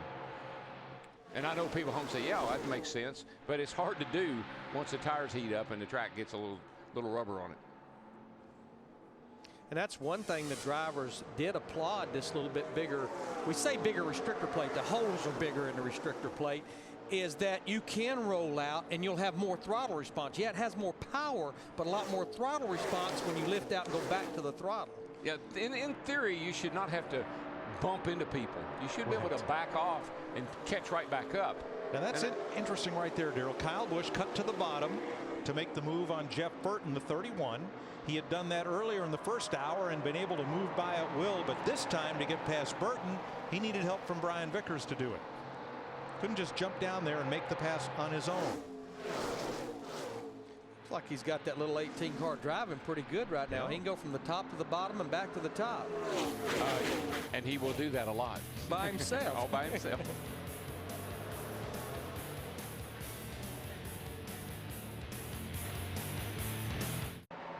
Welcome back to Daytona. Second hour of Bud Shootout practice. 5 backup cars already in use. Probably a 6th for Kurt Busch going to be rolled out. And again, we've checked with NASCAR. If you go to a backup car and get on track in this practice session with it, you can start in the spot that you draw later this evening. Should you change engines, as we know Jamie McMurray in the #1 car will have to do, that does not affect your starting position. Now, last year apparently it did, because Jeff Burton had to go to the back last year for an engine change. Joey Logano had to start out back because he missed the driver's meeting. But Jeff Burton did that with his primary car. It was not a backup car. NASCAR feels like you serve the penalty enough by going to a backup car. Good point. And I said that is Burton's backup car. It's actually that's his car. I was thinking about the 29. Should you have to change engines in your primary car because of an engine problem, that's just like any other race of the year. You'd have to go to the back of the field. Kyle Busch around the outside of Montoya. He's going to get a little help from Dale Jr. Kyle Busch got up there and has been leading his pack pretty much the whole time he's been out there. He and Jr. have been working pretty well together here. First time that I've seen Montoya work his way up toward the front. You know, Darrell, it's awfully early in our season, but I just think we're going to see Kyle Busch back to the form that he was in 2008. I think there's a lot of distractions that's gone. He just re-signed a multi-year contract with Joe Gibbs Racing. He won that Nationwide Series championship. He's not going to try to race all over the country on a Cup weekend. He's going to only run companion events. I think he's going to be back in winning form, possibly championship form again this year.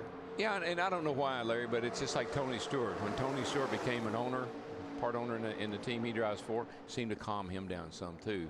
I've seen that through the years, and with Kyle now having a truck team, kind of an ownership role, it changes your perspective quite a bit of how you approach things. I think the biggest thing with Kyle Busch is winning that Nationwide championship. You know, it's kind of nice to sit at that head table, and he knows that trying to win every week doesn't do it. Yeah. Trying to maximize what you can do with the car every week and get the best finish every week. Yeah, it would. Wins championships. Just think about the 4th of July race here. He could have probably finished second, no worse than third, and he would have been in the chase. But he chose to try to win the race instead of finish the race, and it cost him dearly. Risk versus reward. Yeah, big picture. You know, it's that big picture thing. You don't see it until it's too late. Well, that's because you're standing in the middle of it. The blind obvious. Yeah, it's hard to see it from there. Now, we saw right there riding with Dale Earnhardt Jr.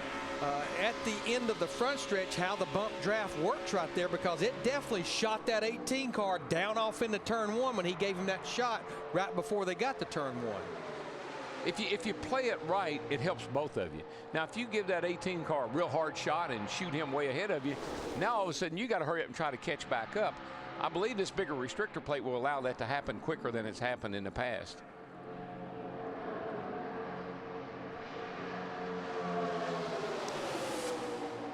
The car tailing that group 34, that's John Andretti. And he's going to run here at Daytona, run the Indy 500, just run a very select schedule of races, not run the series full time this year. You know, sorry, Mike. Go ahead. I was just watching Burton there. You know, he was the fastest car in our first practice session, and that car is fast. I saw him drive by a bunch of guys here to get out front here, and look at him. He's pretty much holding his own all by himself without any help. And you know, we talk about new driver crew chief combinations. It's not necessarily new, but I'm going to tell you, when you think back to the end of 2009 when Todd Berrier went over there with Jeff Burton, they finished second in the last 2 races of the year. 4 top 10 finishes, and think about Todd Berrier. He did win this race a year ago as Kevin Harvick's crew chief. Got a fast piece right now, I can tell you that.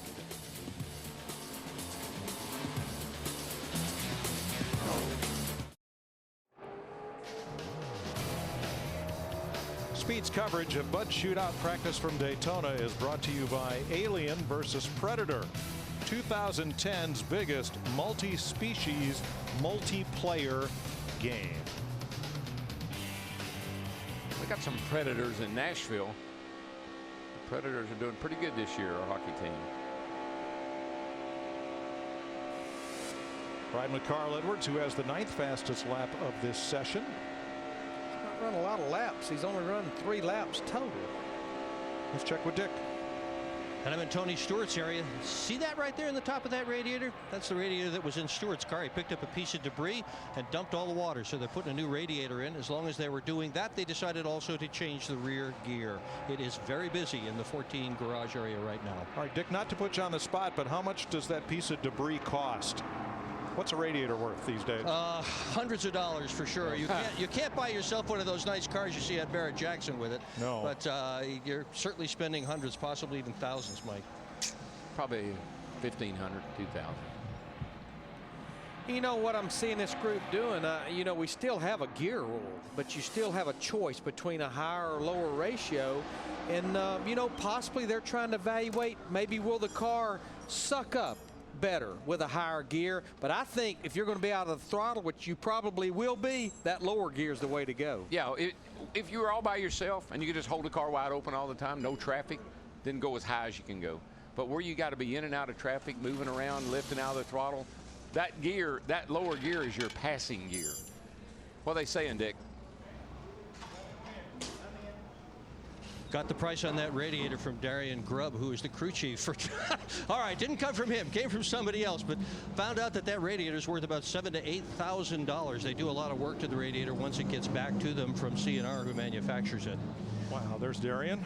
Well, it goes back to what Darrell was talking about earlier. You know, you want to run as much tape on the nose of the car as you possibly can, because reducing the airflow helps the car straightaway speed with drag, helps the front downforce. Well, there's a lot of things that goes on in that radiator that allows you to run more tape on the nose of the car. Oh yeah, they play with the fin angles. They go to they put durometer, what do they call those? Not durometers, anemometers in the grill work of the race car in the wind tunnel, and play with the fins and the angles of the fins. And of course that radiator now, it has the oil cooler probably in it as well. It's a heat exchanger built into it, so that's what makes it so expensive. Ryan Newman, Greg Biffle out drafting together. Biffle in a backup car. He's only had 4 laps on this car since they rolled it out of the truck. Looks better than the other one he had, I can tell you that. Remember, the other one he had was sideways all the time.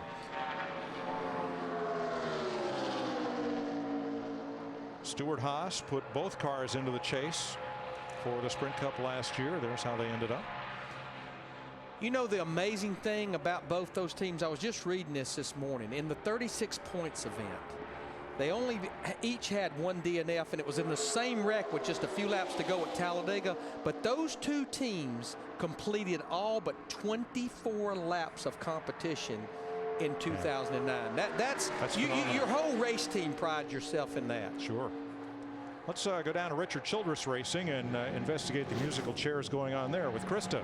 Yes, musical chairs indeed. Jeff Burton just pulling in the 31. Now this car is done for the night, but Jeff Burton's job is not done. Jeff is going to swap over and drive Kevin Harvick's car, take a couple practice laps. Remember, this is a backup car, the 29. You see Jeff coming across the garage. It's just a couple of garage stalls away, the 31 to the 29. This car has to get out on track, so Jeff is going to come over. Remember, Kevin is at home sick with the flu, so Jeff is going to come over and practice the 29. Meanwhile, what did he say about the 31? He said if it turned just a little bit better, I'd be happy, but it's really good. And if I heard him correctly, the last thing he said before he came in was, quote, "This girl's going to win the race." But I like believe him. But I like what they're doing. Yeah, we witnessed that 31 car is driving good, and it, you know, Clint drove this car in the first practice, and now this is a backup car. So Jeff will have something to gauge off of because he knows how his car is driving. Did I not tell you when he went out there a while ago, Jeff Burton was in a backup car? He is now. He is now. You're a fortune teller. Psychic.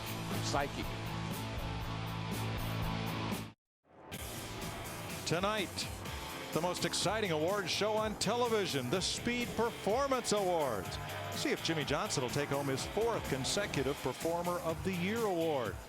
Don't miss the Speed Performance Awards tonight, 10:30 Eastern, only on Speed. You know, in the history of that, this may be the first year that Jeff Hammond has not been up and nominated for one of the Blunder of the Year awards, of jumping off of a stage, getting hit in the head with a baseball, jumping out of a perfectly good airplane without a parachute. I don't think he's nominated this year. He didn't set anything on fire down there around his cutaway car. And your point would be? Just a little bit surprised. Yeah. It's just not, you know, some years you just have an off year, you know. Things don't work out for you. All right, Mark Martin is one of 4 drivers who have not practiced in this session. You saw them working on his car. Denny Hamlin, they rolled out a backup car. It's going through the inspection process. This number 29 has not been on track, nor has the 75 of Derek Cope, which has not made a lap today. Based on what I saw looking in that garage area of the 5, I don't see a lot of urgency there. The engine's not in the car. I don't think this 5 car will be out there for practice. You'll see him start the Budweiser Shootout at the back of the field. Yeah, if that one goes on track, Fred Flintstone's going to have to drive it. Berge? Well, Jeff Gordon is on his way back out to the racetrack, Mike. He had brought the car in. They'd done a little bit of work to it, not very much, because the last time he was in the garage, the work they performed really got the job done. He said he's going through the bumps much better than before. They just sort of been hanging around here waiting to see a bunch of cars accumulate. He wants to go out and race with some other people, see what the car feels like in the draft. No point, after all, in going out all by yourself or with only 1 or even 2 other cars on the track. But some cars building up out there. I think we're going to see some folks on the track soon. And really, Doc, you can't tell anything about your car driving around here by yourself. You don't know, the gear would be wrong, the setup would be wrong. That's why you got to mix it up. because that's the way the race is going to be run Saturday night. So you got to get out there in those kind of conditions. At the front of this pack, the 1989 Shootout winner Ken Schrader. For much of his career, Ken was aligned with Hendrick Motorsports and became friends over there with Jay Fry, who now runs the Red Bull Racing organization in NASCAR, and made a deal with Jay to drive this number 82 car in the Shootout. Yeah, he actually won it back-to-back years, Mike, 89 and 90, 2 years in a row. Interesting article in the Hartford Courant by Sean Kershane, as you see Schrader's on the all-time appearance list for the Bud Shootout. He cited Bo Jackson, the baseball player, of having a breakout season in 1989. But would you want him to play in the All-Star game this year? And he questioned the validity of Ken Schrader racing in the Budweiser Shootout more than 20 years after what was his heyday. And I think in writing that story, Kershane forgets that Schrader's been an active racer all this time, continues to compete, not always in Sprint Cup, but in other forms of racing. He's never hung up his helmet. He's still a racer, and you know what? This sport ought to honor those who have won and still want to compete. Yeah, Kenny is very capable. I mean, he could sit there and, matter of fact, a couple of years ago, he sat there and won the first 25 laps of the Bud Shootout. So he's a very capable driver. This is absolutely fluke, and that's a fast race car. I think it's good that he can compete in it. Sounds like to me that guy didn't have a whole lot to write about. You know, you got to sell papers. Schrader is second on the speed chart right now.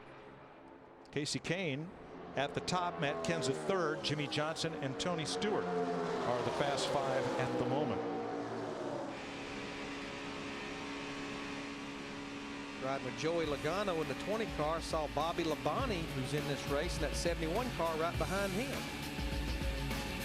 Schrader car looks good, I'm telling you. It's handling good. Look at that on that yellow line. Old man's getting it.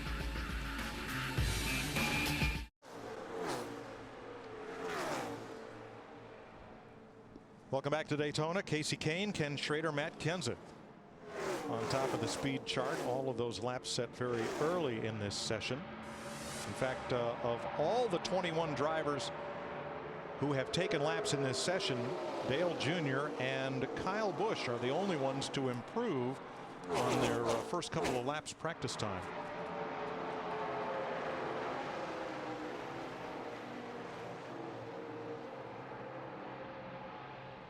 Wonder how many times Kenny Schrader and Tony Stewart, who is running right behind Kenny there, wonder how many times they've been on a dirt track together. I bet a bunch. In a sprint car, a midget, a IMSA modified, some kind of a dirt late model, you name it. Yeah, sure. I bet they've raced each other a lot on dirt. No telling how many different tracks they've raced each other at on dirt. 3 cars have not practiced. We saw the 5 without an engine in it. We are told that Denny Hamlin will not practice the backup car. They will start in the back Saturday night. And Derek Cope has not yet made a lap, which means he will start in the back. 29 just went by there with Burton at the wheel. The last backup driver didn't fare so well in that car. No, Clint Boyer.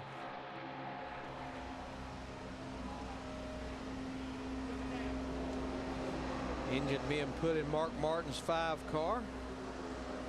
So we know this car will not practice and will start at the back of the field on Saturday night. This is final practice. These restrictor plate engines they're like gold.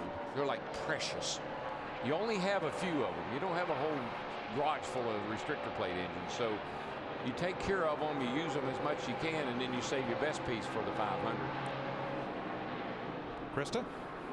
Just want to let you guys know what Jeff Burton is saying about the 29. Remember, he's not in his car. He's driving Kevin Harvick's car right now. He said it drives pretty decent, turns pretty well. What he needs is some traffic, though. He's not sure exactly how it handles in traffic, so he's asking the spotter to just give him a little heads up if he can get around a few other cars. That's really what he wants to know. But he said right now it's pretty good.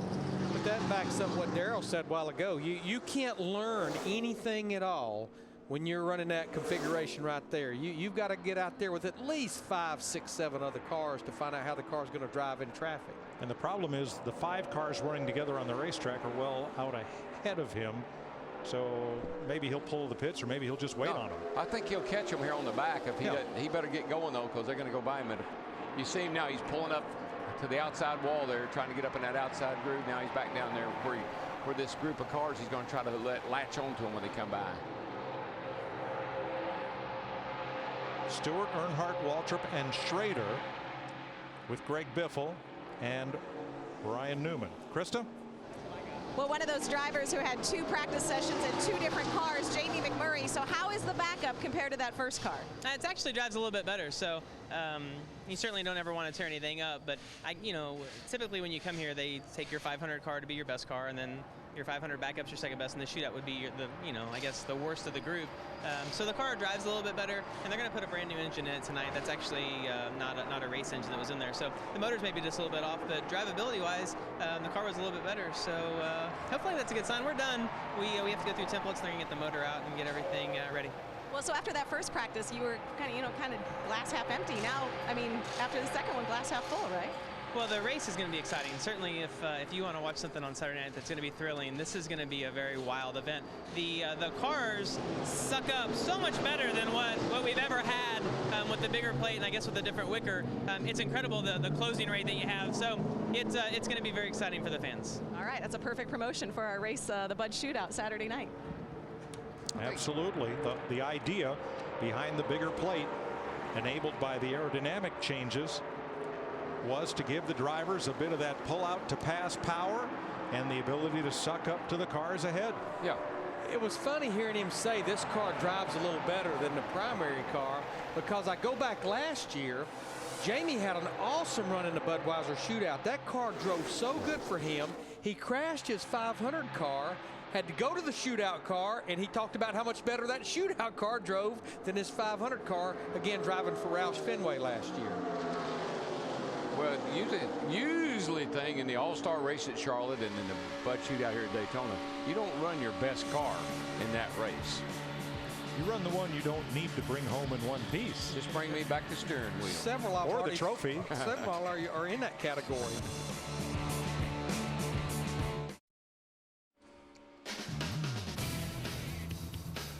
Speed's presentation of Bud Shootout practice from Daytona is presented by Budweiser, with full flavor and a crisp, clean finish. It's what we do. Brought to you in part by Marathon, fueling the American spirit.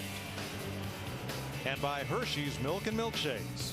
Try a new way to indulge in Hershey's. You know, just watching the pace of this practice, it's been a little slower than that first practice.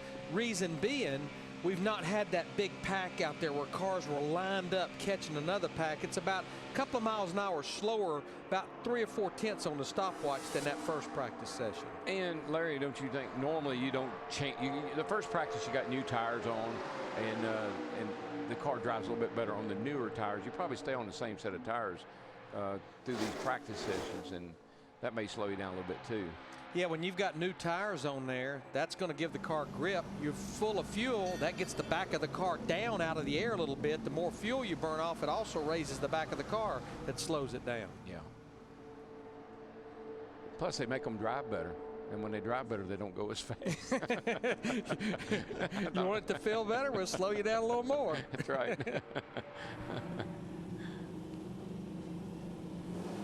Kyle Busch backs out for another run. We're getting close to what will probably be these guys' last run. We've got about 7 or 8 minutes left in this final practice session. Now, he was fast in the first hour, but he's only 15th quickest in this second hour of practice. Well, and we say it year in and year out. You know, looking at a practice sheet of drafting practice at Daytona or Talladega, it's kind of more just a feel-good deal if you happen to be at the top. It's all in how you line up and what configuration you're in. That's going to be how fast you run. And some of these guys are pretty smart about that. They'll kind of lay way back on a group of cars and get a run on them and get a fast lap and jump right to the top of the chart. Even though they may not be that good, they just get themselves in a position to get a fast lap.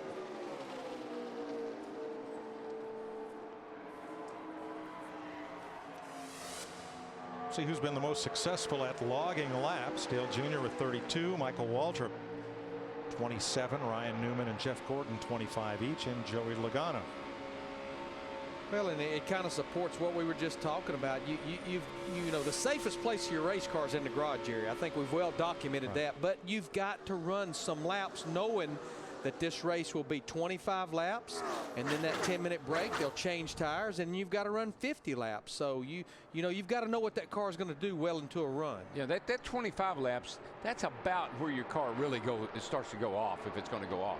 It's in the 50 lapper, man, that you got to really work on it.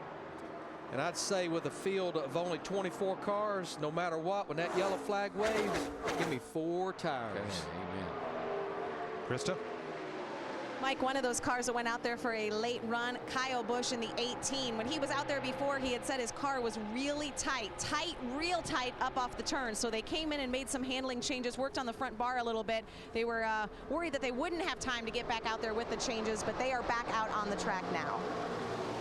It takes 2 men and a boy to change the sway bar on one of these things. And a forklift. About the size of your leg. You know, looking at Tony Stewart in that 14 car, he has had so much success in this Budweiser Shootout. He has 10 starts. He's got 3 wins. He's only finished outside the top 7 one time in those 10 races of the Shootout. He is 5th on the speed chart with a 47.05, and he's run 21 laps. Tony's just like Dale used to be. It's a race, and I want to win it. And it doesn't matter. You can say, well, it's just a Bud Shootout, or it's just this for an all-star race. But when some guys, when they throw that green flag, I don't care what kind of race it is, they're going to win it. And you're talking about Dale Earnhardt Sr., who won it 5 times. Yeah. This was Dale's cup of tea right here. Hard racing for a short period of time, man. Stewart has more shootout wins than anybody in this field with 3. And he's also won 2 Gatorade Dual races. A lot like Dale Earnhardt Sr. up until 1998, he's won everything you can win here, including an IROC road course race. He just has never sealed the deal in the Daytona 500. And I think the nationwide race. He's won it 4 times. Yeah, so everything but. The dual races, he's won the July race. There's nothing he hadn't won in, with the exception of the Daytona 500.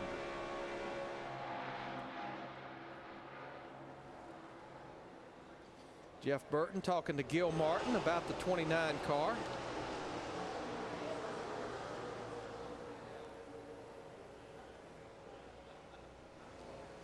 And I think Mike mentioned it a couple of times, Kevin Harvick not here because he's fighting about with the flu. Krista. Jeff Burton out of his 2nd car in this practice session. So I know you had talked the 31 really good. So do you want to start there, or do we talk about the 29? I told Gil that if I was a crew chief, I couldn't put up with 1 driver in a weekend, much less 3. So I feel pretty bad for him. That car drives good. It just doesn't have the right engine in it. So they're going to put the right engine in it, and I think they'll be pretty good. The Cat Chevrolet is wicked fast. I'm really happy with it. It didn't drive very well the first practice, and they did something to it. I don't know what they did to it, but it drove a lot better, and it had a lot of speed. We talked about running some more and trying to make it better, but to be honest, like right now, there's only 5 or 6 cars out there, and I think you fool yourself sometimes when you get in small packs. Half the field's wrecked, and in the garage, and Saturday night, it's going to be completely different. So I'm real comfortable where we're starting. I think we're going to probably have to free up a little bit to be as good as we need to be. But again, it's just real easy to get fooled with only 5 cars on the track. It won't be 5 cars. It might only be 5 cars across the start-finish line, but for the majority of the race, it's going to be more than 5 cars Saturday night. Thanks, Jeff. Practice rolls on. No change in the top times.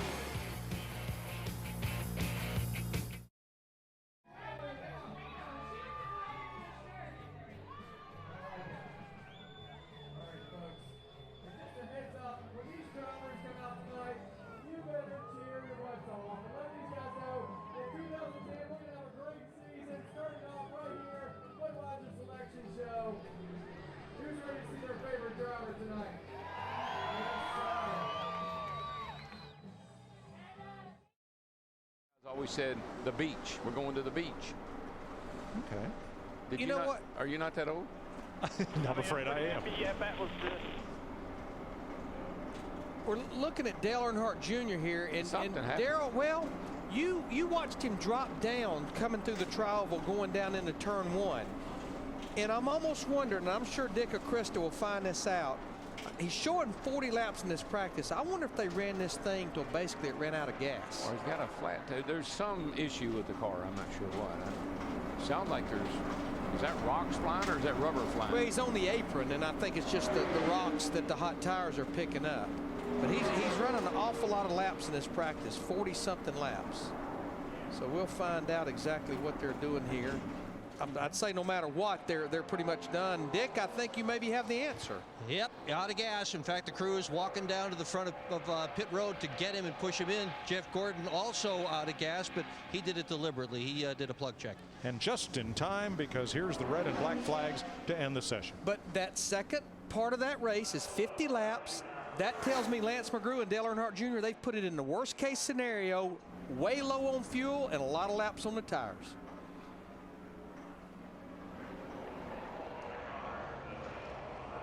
And just in time. So Casey Kane wins practice round 2. Jeff Burton was at the top of the chart for round 1. Casey wins final practice in his Ford. Kenny Schrader right up there. Matt Kenseth, Jimmy Johnson, Tony Stewart are the Fast 5. One thing real quickly about Dale Jr., the coast down on that car must be pretty darn good because he ran out of gas right here at the start-finish line. And that's something we used to test. We know it'll go over 2.5 miles coasting. Right. Coasting.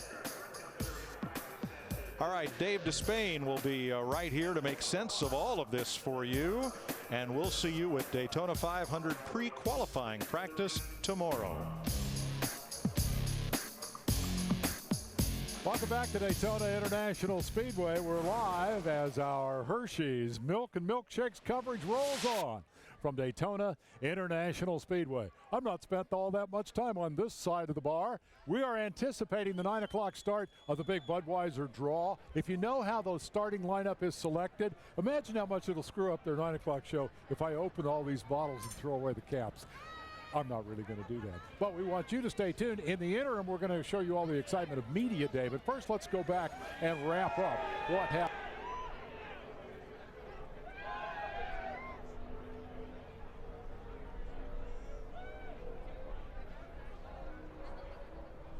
You know, she's in the ARCA race, as a matter of fact.